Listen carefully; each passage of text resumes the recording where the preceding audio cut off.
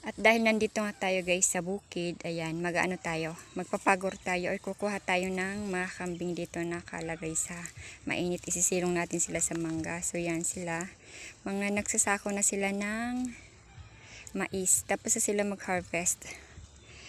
Isang araw hanggang gabi sila nag-harvest yan. Ayan, hanggang doon sa dulo. Meron pa pala silang hina-harvestan doon sa dulo. Hindi pa sila tapos. Tapos tayo ngayon ay kukunin itong mga kambing at isilong natin doon sa mangga dahil mainit na.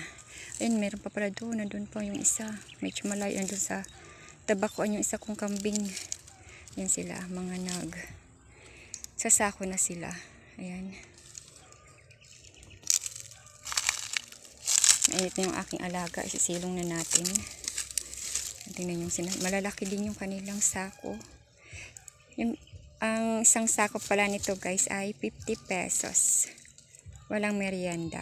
Kaya kung makailang sako ka nito ay i-times mo lang sa 50.